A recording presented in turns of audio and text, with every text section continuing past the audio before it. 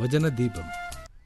ലൂക്കോസിൻ്റെ സുവിശേഷം 17-ാം അധ്യായം 11 മുതൽ 19 വരെയുള്ള വാക്യങ്ങൾ വായിക്കുന്നു.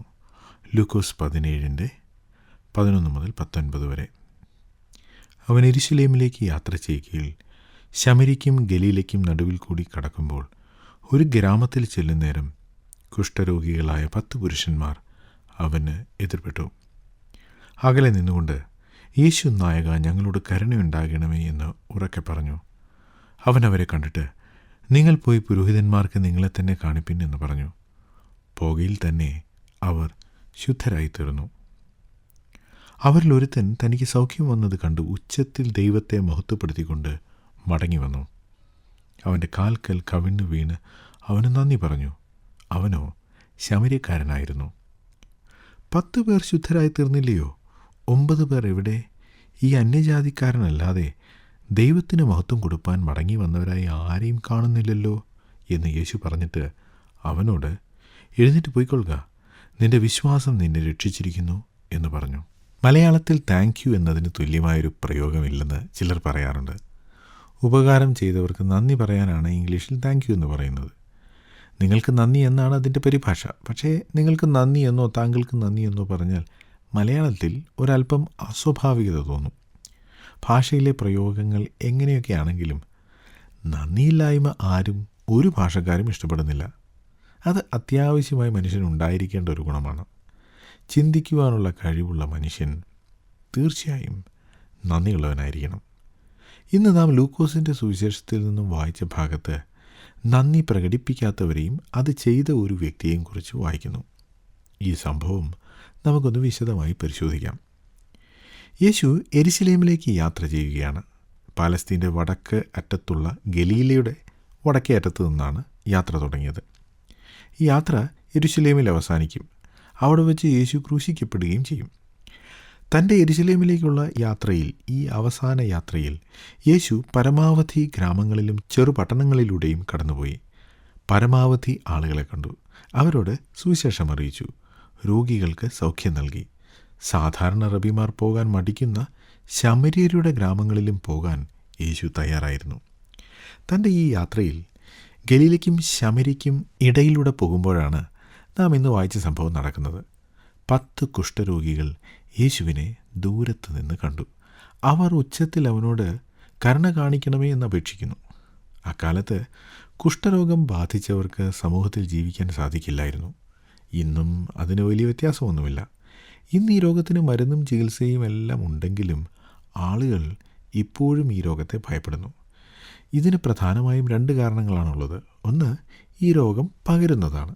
രണ്ടാമതായി, ഈ രോഗം മൂലം ആളുകളുടെ ശരീരത്തിന് അംഗവൈകല്യങ്ങളും വൈരൂപ്യവും ഉണ്ടാകുന്നു. ഇതൊക്കെ കൊണ്ടാണ് ആളുകൾ കുഷ്ഠരോഗമുള്ളവരെ അറപ്പോടും ഭയത്തോടും കൂടെ കണ്ടിരുന്നത്. ഒരു യഹൂദനെ സംബന്ധിച്ചിടത്തോളം കുഷ്ഠരോഗിയെക്കുറിച്ച് ന്യായപ്രമാണത്തിലും പറഞ്ഞിട്ടുണ്ട്. വളരെ കണിശമായ നിയമങ്ങൾ ഒരു കുഷ്ഠരോഗിയുടെ കാര്യത്തിൽ ന്യായപ്രമാണം നിഷ്കർഷിക്കുന്നു. ഒരു കാരണവശാലും ഒരു കുഷ്ഠരോഗിക്ക് മറ്റുള്ളവരുമായി സംസർഗം അനുവദിച്ചിട്ടില്ല. അവന് ഒരു പൗരനെന്ന നിലയിലുള്ള ഒരു അവകാശങ്ങളുമില്ല. മറ്റു കുഷ്ഠരോഗികളോട് കൂടെ മാത്രം സമൂഹത്തിൽ നിന്നും പുറത്ത് ആയിരിക്കും അവൻ്റെ ജീവിതം. ഈ 10 പേരും ഇത്തരത്തിലുള്ളവരായിരുന്നു.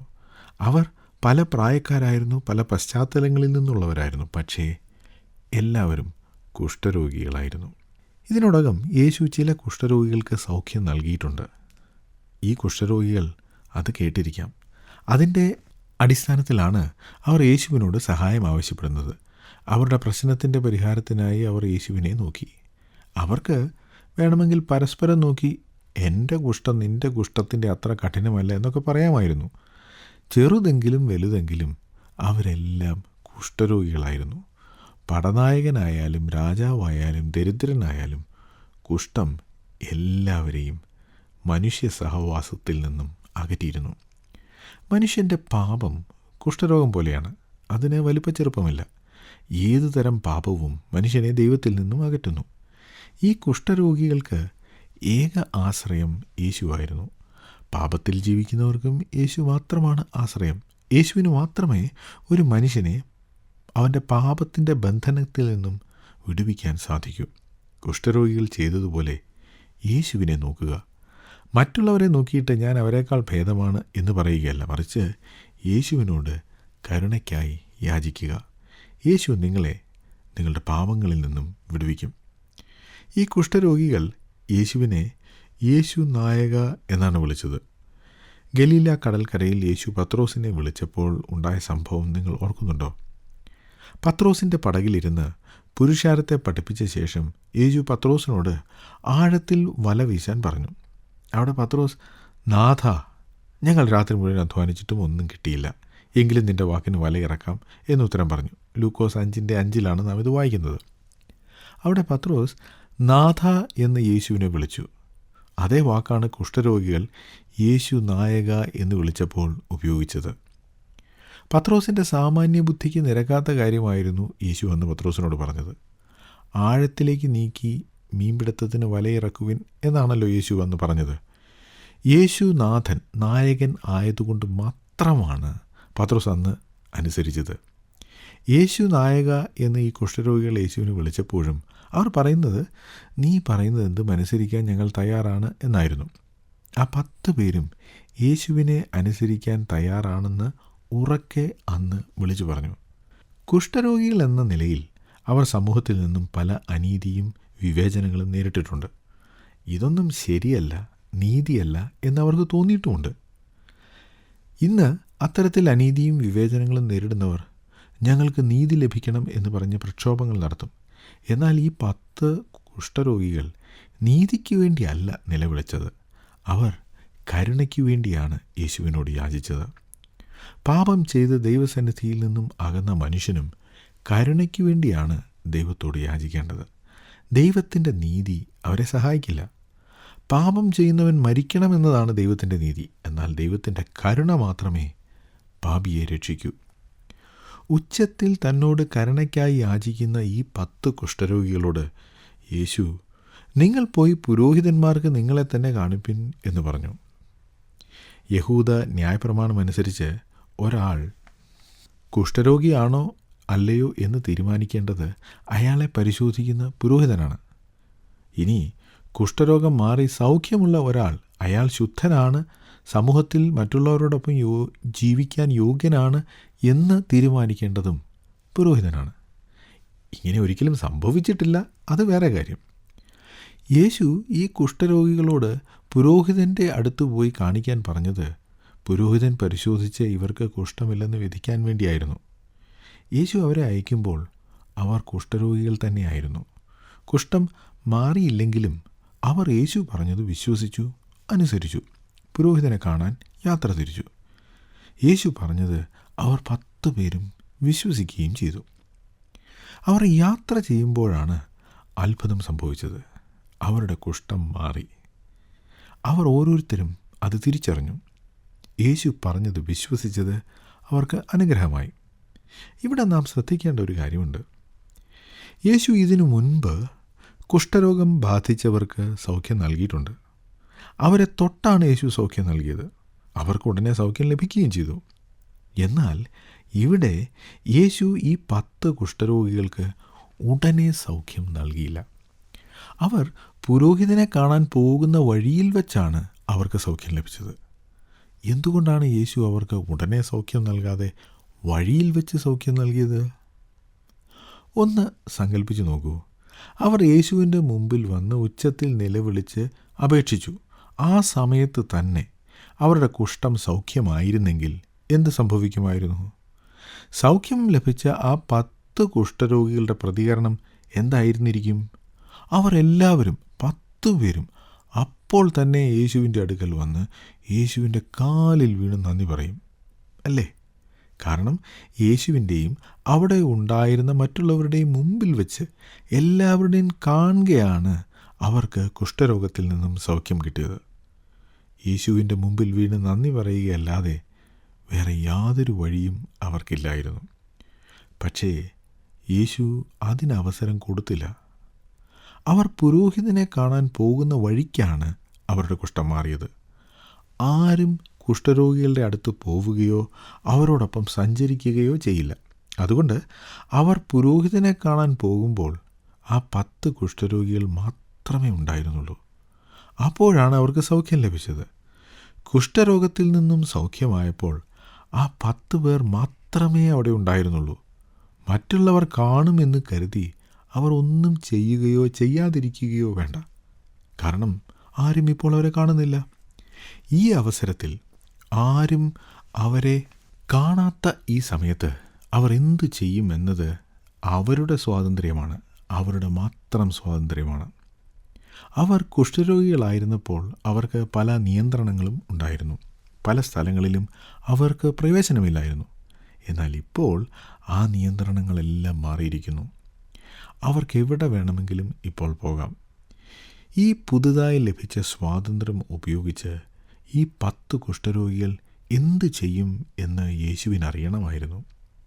അതുകൊണ്ടാണ് ആരുമില്ലാതിരുന്ന, ആരും കാണാത്ത ആ വഴിയിൽ വെച്ച് ആ 10 കുഷ്ഠരോഗികൾക്ക് സൗഖ്യം നൽകിയത്. യേശുവിൻ്റെ മുമ്പിൽ വെച്ച് അവർക്ക് സൗഖ്യം ലഭിച്ചിരുന്നെങ്കിൽ അവർ 10 പേരും യേശുവിന് നന്ദി പറഞ്ഞേനെ. പക്ഷേ അത്തരം നന്ദിയും ആരാധനയും ഹൃദയത്തിൽ നിന്നുള്ളതല്ല, മറ്റുള്ളവരെ കാണിക്കാനുള്ളതാണ്. എന്നാൽ സ്വന്തമായി ചിന്തിച്ച് തീരുമാനമെടുത്ത് നന്ദി പറയുന്നവർ, ആരാധിക്കുന്നവർ, അവർ ഉണ്ടോ എന്നാണ് കർത്താവ് നോക്കുന്നത്. സൗഖ്യം വന്ന ശേഷം എന്താണ് ഉണ്ടായത് എന്ന് നമുക്കെല്ലാം അറിയാം. 10 പേരിൽ 9 പേരും യേശുവിന് നന്ദി പറയാൻ മടങ്ങി വന്നില്ല. ഒരുത്തൻ മാത്രം, അവനൊരു യഹൂദൻ പോലും അല്ലായിരുന്നു, ഒരു ശമര്യനായിരുന്നു. അവൻ മാത്രം മടങ്ങി വന്ന് യേശുവിന് നന്ദി പറഞ്ഞു. മറ്റ് 9 പേർക്കും മടങ്ങി വരാതിരിക്കാൻ അവരുടേതായ ന്യായമായ കാരണങ്ങളുണ്ടായിരുന്നു. ആ കാരണങ്ങൾ എന്തൊക്കെയായിരുന്നെന്നോ നമുക്കൊന്ന് നോക്കാം. ഒന്നാമത്തവൻ പറഞ്ഞു, അങ്ങനെ എൻ്റെ കുഷ്ഠം മാറി. യേശു പറഞ്ഞത് പുരോഹിതനെ കാണിക്കാനല്ലേ? പുരോഹിതനെ കാണാൻ യെരുശലേമിലേക്ക് പോകണം. ഏതായാലും യേശുവും യെരുശലേമിലേക്കല്ലേ വരുന്നത്. അവിടെ വെച്ച് യേശുവിനെ കണ്ട് നന്ദി പറയാം. എന്തെങ്കിലും കൊടുത്താൽ ഈ യേശു വാങ്ങുമോ എന്തോ. ഇത് കേട്ട് രണ്ടാമൻ പറഞ്ഞു, യേശു പറഞ്ഞതുപോലെ എനിക്കും പുരോഹിതനെ എൻ്റെ ശരീരം ഒന്ന് കാണിക്കണം. എനിക്ക് വാസ്തവത്തിൽ കുഷ്ഠമല്ലായിരുന്നു, ഒരു ചെറിയ ചുണങ്ങായിരുന്നു. ഒരു പുരോഹിതൻ എന്നെ പറ്റിച്ചതാ. അയാൾ പറഞ്ഞ് അത് കുഷ്ഠമാക്കി. അങ്ങനെ ഞാൻ ഈ കുഷ്ഠരോഗികളുടെ കൂടെ സഹവാസം തുടങ്ങി. അങ്ങനെയാണ് ശരിക്കും എനിക്ക് കുഷ്ഠം വന്നത്. എനിക്ക് പോയി ആ പുരോഹിതനെ തന്നെ ഒന്ന് കാണണം. അവനെ കൊണ്ട് തന്നെ എനിക്ക് കുഷ്ഠമില്ലെന്ന് പറയിപ്പിക്കണം. ഞാൻ വേഗം പോകട്ടെ. അത് കഴിഞ്ഞ് യേശുവിനെ വന്നൊന്ന് കണ്ടേക്കാം. മൂന്നാമത്തെ കുഷ്ഠരോഗി പറഞ്ഞു, എത്ര നാളായി എൻ്റെ ഭാര്യയെയും മക്കളെയും കണ്ടിട്ട്. കുഷ്ഠരോഗിയുടെ മക്കളെന്നുള്ള പരിഹാസം കേട്ട് എൻ്റെ മക്കൾ മടുത്തു കാണും. ഈ കാലം അത്രയും അവരെ ഒന്ന് കാണാനോ അടുത്തു പോകാനോ എനിക്ക് കഴിഞ്ഞിട്ടില്ല. പുരോഹിതനെ കാണിച്ചിട്ട് ഉടനെ തന്നെ വീട്ടിൽ പോകണം. എൻ്റെ വീട്ടിലുള്ളവർക്ക് ഇതൊരു സന്തോഷ ദിവസമായിരിക്കും. വീട്ടുകാരെയൊക്കെ കണ്ടിട്ട് വേണം യേശുവിനെ ഒന്ന് പോയി കാണാൻ. നാലാമൻ പറഞ്ഞു, പുരോഹിതനെ പോയി കാണിക്കണോ അതോ അതിനു മുമ്പ് യേശുവിനെ പോയി കാണണോ? ഇപ്പോൾ യേശുവിൻ്റെ അടുത്ത് ചെന്നാൽ അവിടെ യേശുവിൻ്റെ കൂടെയുള്ളവർ എന്നെ തിരിച്ചറിയില്ല. കാരണം അവരെന്നെ അവസാനം കാണുമ്പോൾ ഞാനൊരു കുഷ്ഠരോഗിയായിരുന്നല്ലോ. ഇപ്പോൾ എന്നെ കണ്ടാൽ വല്ല കുഴപ്പമുണ്ടോ? എനിക്ക് കുഷ്ഠമുണ്ടായിരുന്നെന്ന് ആരെങ്കിലും പറയുമോ?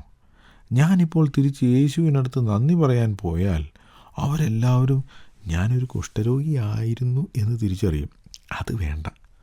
പുരോഹിതനെ കണ്ട് വേഷമൊക്കെ മാറി അതിന് ശേഷം യേശുവിനെ കണ്ട് നന്ദി പറയാം.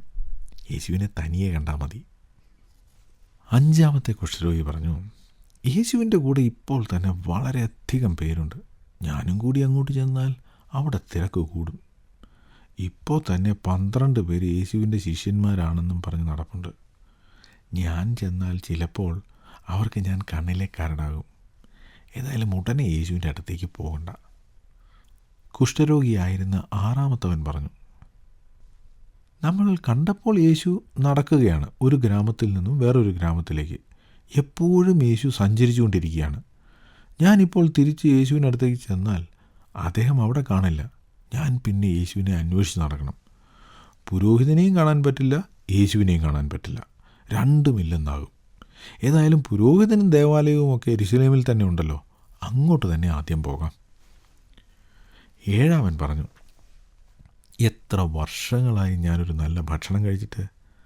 വല്ലവരും എറിഞ്ഞു തരുന്ന എച്ചിലായിരുന്നു ഈ കണ്ട വർഷങ്ങളെല്ലാം ഞാൻ കഴിച്ചിരുന്നത്. ഒരു ഭക്ഷണവും കൈകൊണ്ട് ശരിക്കെടുത്ത് കഴിക്കാനും പറ്റില്ലായിരുന്നു. വിരലുകളൊക്കെ മുറിഞ്ഞു പോയിരുന്നല്ലോ. ഇപ്പോൾ അതെല്ലാം മാറി, നല്ല വിശപ്പുമുണ്ട്. നന്നായിട്ടൊന്ന് ഭക്ഷണം കഴിക്കണം, എന്നിട്ട് വേണം ബാക്കിയെല്ലാം. ഏതായാലും യെരുശലേമിലേക്ക് പോയി പുരോഹിതനെ കണ്ടിട്ട് നേരെ വീട്ടിൽ പോയി നല്ല ഭക്ഷണം കഴിക്കാം. 8-ാമത്തവൻ പറഞ്ഞു, യേശു എന്തുമാത്രം ആളുകൾക്ക് സൗഖ്യം കൊടുക്കുന്നുണ്ട്. അവരെല്ലാവരും യേശുവിൻ്റെ അടുക്കൽ നന്ദി പറയാൻ വരില്ലേ? അതുകൊണ്ട് അവിടെ വലിയ തിരക്കായിരിക്കും. ഞാൻ ആ തിരക്കിനിടയിൽ അവിടെ ചെന്നാൽ യേശു എന്നെ കാണുകയേയില്ല. പിന്നെ അവിടെ വരെ ചെന്നു എന്ന പേര് മാത്രം. അതിലും ഭേദം പുരോഹിതനെ പോയി കാണുന്നതല്ലേ. ഈ തിരക്കിനിടയിൽ യേശു എന്നെ ഓർത്തിരിക്കുമോ? 9-ാമത്തവൻ പറഞ്ഞു, പുരോഹിതൻ്റെ അടുത്ത് ചെന്ന് കാണിച്ചാൽ മാത്രം പോരാ. ഒരാഴ്ചത്തെ കർമ്മങ്ങളുണ്ട് ചെയ്യാൻ. മുടിയും പുരികവുമെല്ലാം വടിക്കണം.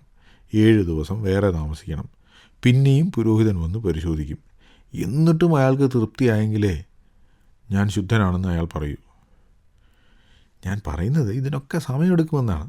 മാത്രമല്ല, ഇതൊക്കെ അവിടെയുള്ള ആ പുരോഹിതൻ്റെ അപ്പോഴത്തെ മൂഡ് പോലെ ഇരിക്കും. ഇത് പറഞ്ഞിട്ട് അയാൾ 10-ാമത്തവൻ്റെ നേരെ തിരിഞ്ഞു. എന്നിട്ട് അവനോട് ചോദിച്ചു, ഇതൊക്കെ പറഞ്ഞാലും നീ എവിടെ പോകുന്നു? നീ ഒരു ശമര്യനല്ലേ? നിന്നെ കണ്ടാൽ യെരുശലേമിലുള്ള സാധാരണക്കാർ കല്ലെടുത്തെറിയില്ലേ? കാരണം നിൻ്റെ ആൾക്കാരല്ലേ യെരുശലേമിൽ പെരുന്നാളിന് വരുന്ന ഞങ്ങളുടെ ആളുകളെ ആക്രമിക്കുകയും കൊള്ളയടിക്കുകയും ഒക്കെ ചെയ്യുന്നത്. ഇത് കേട്ടപ്പോൾ മറ്റുള്ളവരും അയാളുടെ കൂടെ കൂടി ശമര്യക്കാരനെതിരെ തിരിഞ്ഞു. നിനക്ക് ദേവാലയത്തിൽ എന്താ കാര്യം? നിന്നെ പുരോഹിതൻ പരിശോധിക്കുമെന്നാണോ കരുതുന്നത്? നീ വരെ പണി വല്ലതും നോക്ക്. ശമര്യൻ, അവനെ യെരുശലേമിലെ മഹാപുരോഹിതൻ പരിശോധിക്കണം പോലും. ഒന്നോർത്തു നോക്കൂ, കുഷ്ഠരോഗിയായിരുന്നപ്പോൾ ശമര്യനും യഹൂദനും എന്ന വ്യത്യാസം ഇല്ലായിരുന്നു. 10 പേരും കുഷ്ഠരോഗികൾ മാത്രമായിരുന്നു.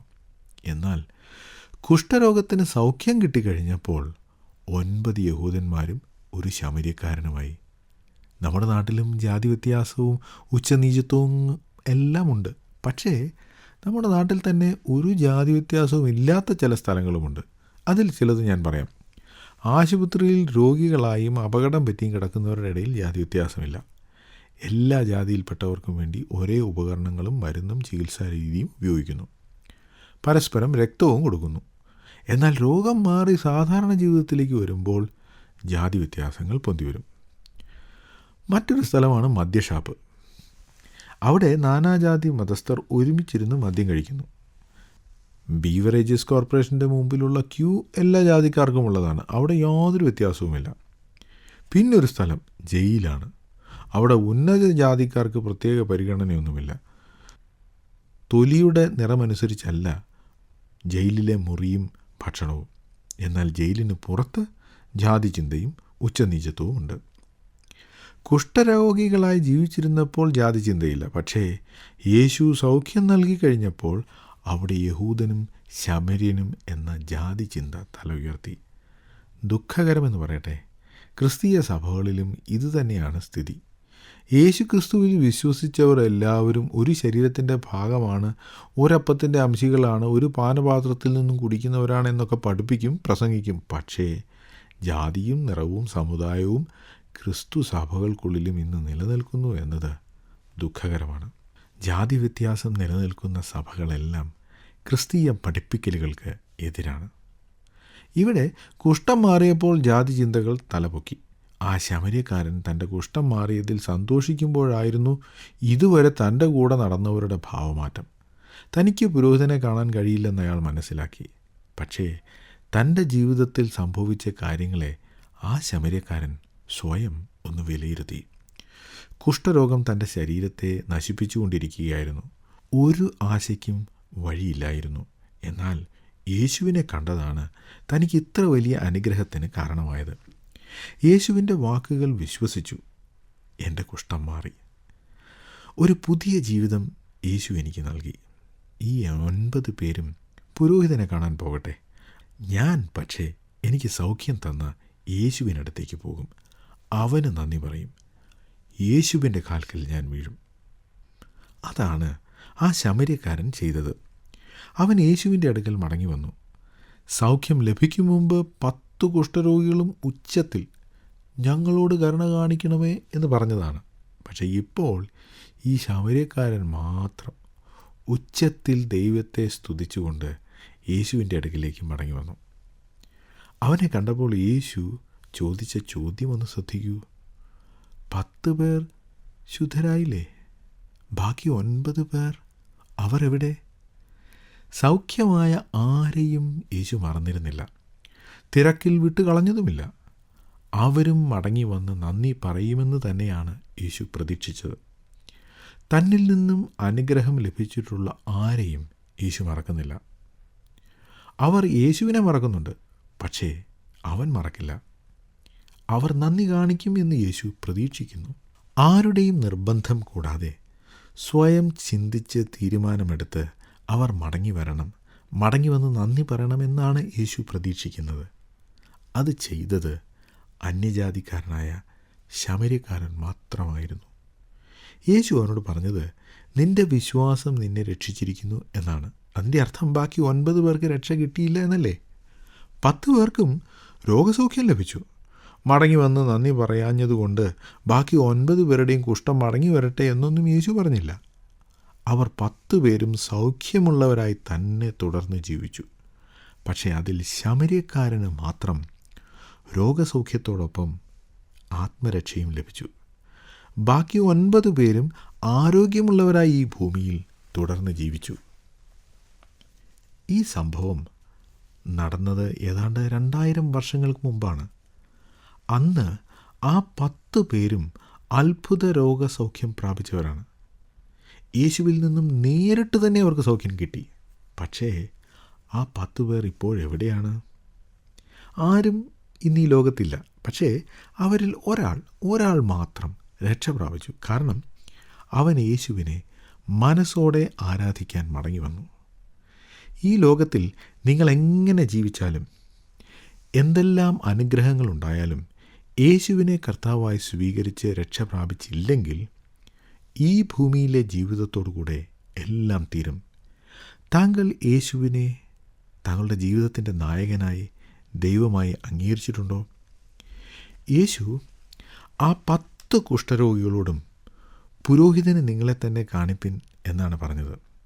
ഇതിനു മുൻപ് യേശു ഒരു കുഷ്ഠരോഗിയെ തൊട്ട് സൗഖ്യം വരുത്തിയപ്പോൾ അയാളോടും പുരോഹിതനെ പോയി കാണാൻ പറഞ്ഞിരുന്നു. ആ സമയത്ത് അവർക്ക്, അതായത് പുരോഹിതന്മാർക്ക് സാക്ഷ്യത്തിനായി പുരോഹിതന്മാരെ കാണിക്കാനാണ് പറഞ്ഞത്. അങ്ങനെ പറഞ്ഞതിന് കാരണമുണ്ട്. ഇസ്രായേലിൻ്റെ ചരിത്രത്തിൽ ഒരിക്കലും ഒരു കുഷ്ഠരോഗിയും സൗഖ്യം പ്രാപിച്ചിട്ടില്ല. അതുകൊണ്ട് തന്നെ ലേവ്യ പുസ്തകം 14-ാം അധ്യായത്തിൽ പറയുന്ന കുഷ്ഠരോഗിയുടെ ശുദ്ധീകരണത്തിനുള്ള നിയമങ്ങളൊന്നും ഒരു പുരോഹിതനും ഒരിക്കലും പാലിക്കേണ്ടി വന്നിട്ടില്ല. എന്നാൽ ഒരു കുഷ്ഠരോഗി തനിക്ക് സൗഖ്യമായി എന്ന് പുരോഹിതനോട് പോയി പറയുമ്പോൾ ഇത് വളരെ അസാധാരണമായ ഒരു കാര്യമാണെന്ന് പുരോഹിതൻ അറിയണം, ചിന്തിക്കണം. കുഷ്ഠരോഗത്തിന് സൗഖ്യം നൽകാൻ കഴിവുള്ള ഒരാൾ ഇസ്രായേലിലുണ്ടെന്ന് പുരോഹിതൻ മനസ്സിലാക്കണം.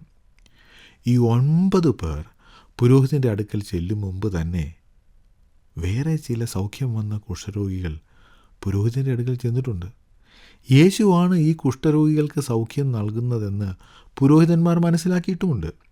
ഇത് ദൈവത്തിൻ്റെ അടുക്കൽ നിന്നും വന്ന ക്രിസ്തു അല്ലെങ്കിൽ മശിഹ ആണെന്നതിൻ്റെ തെളിവുകൾ പുരോഹിതന്മാർക്ക് ലഭിച്ചിരുന്നു. പക്ഷേ യേശുവിനെ അംഗീകരിക്കുവാൻ, വിശ്വസിക്കുവാൻ അവർ തയ്യാറായില്ല.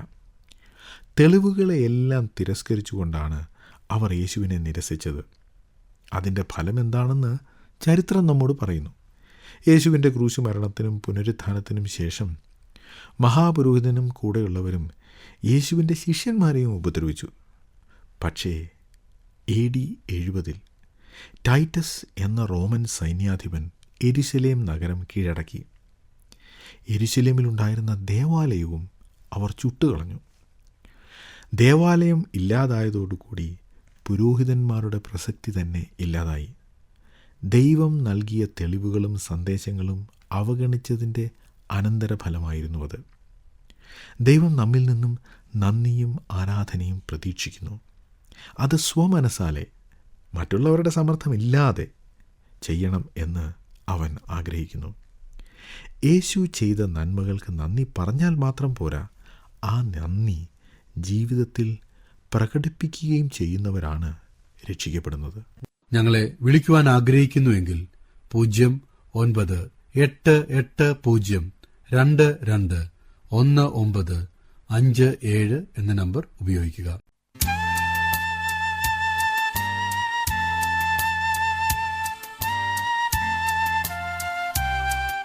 വചനദീപം